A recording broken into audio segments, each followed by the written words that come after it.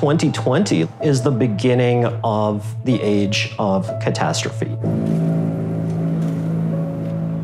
It's kind of the future warning us about what's on the cards for us. Because the grim truth that I think we're not facing is that our civilization is now beginning to collapse. As the U.S. economy ground to a halt and millions of Americans were put out of work, we witnessed how vulnerable our way of life really is. Historically, all the signs of the demise of empire are beginning to develop. Some are more trenchant than others. This current financial and economic crisis, that sort of thing always accompanies the demise of empire. But perhaps the most notorious trait of all is the debasement of the currency. The United States and Great Britain both began on a gold or silver standard, long since abandoned.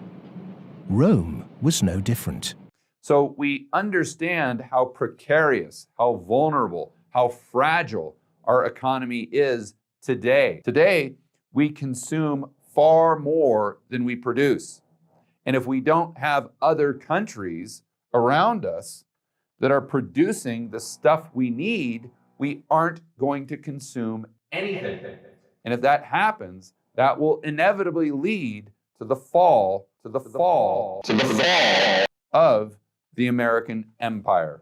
And the irony is our greatest asset, the dollar, being the global reserve currency, could turn out to be our greatest liability and bring down your drunk, insolvent Uncle Sam. The people of Rome were constantly being distracted by the gladiatorial events, and the politicians knew that they did this. Whenever there was unrest among the people, they had a huge event going on, and they created a new event with lots and lots of gladiators, and every day we're doing that. That is a common trait of declining empires.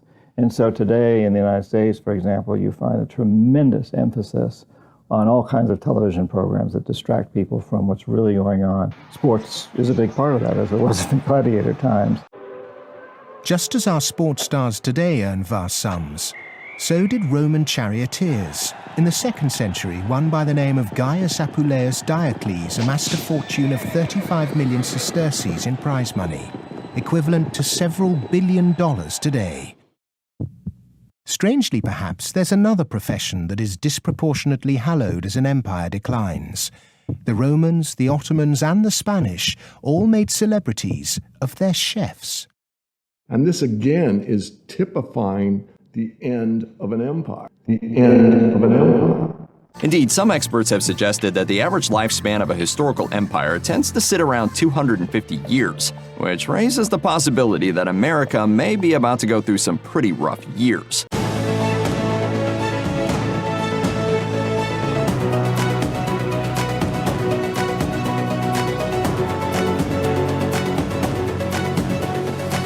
Hi, this is Daniela Cambone. Welcome back to the Daniela Cambone Show. Back in studio in New York City, ready to talk about CPI numbers coming out. My guest today, Todd Baba Horowitz. Baba, Happy New Year. Good to see you. CPI coming out on Thursday here. Expectations for it to come in at 6.5%. That would be down from the 9.1 we saw in June. Your thoughts on this inflation battle?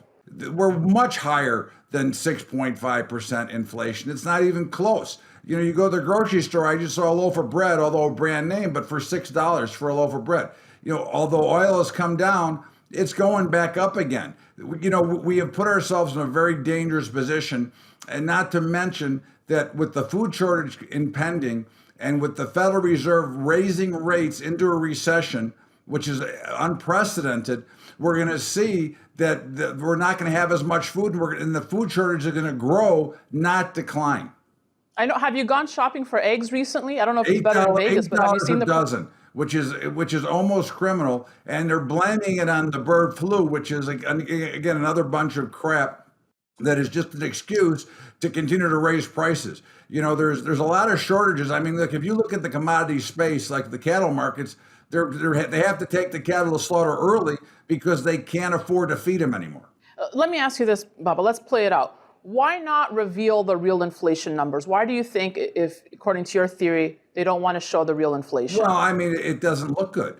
Okay, it doesn't make the administration look good. Now, again, I'm not blaming, as much as I hate this administration, I'm not blaming them for this. This has been going on forever. The numbers we get from government are ridiculous. From the jobs number, any government number is pretty much worthless, because if it's a good number, it'll be revised worse later. If it's a bad number, it'll be revised up later. There is no family so poor but that the evening meal can be eaten in an atmosphere of warmth and gentleness. There is no family so busy but that it can come together in the evening for a dinner date which will give its members something to look back upon with happiness all their days. Of course, things change. That was 70 years ago when things were A-OK in every way. The future was bright back then. Today, it seems like we're directionless. And without direction, we're going to face an uncertain future. It's happening now. We have huge population shifts, racial tensions, job losses, and we're divided. And a lot of that has to do with the decline in morals and values. Our families are breaking up. Almost half of our marriages end in divorce. The average length of a marriage in the U.S. is only 7 years. 1 in 6 kids in our country lives in poverty. 1 in 4 U.S. kids lives in a one-parent household.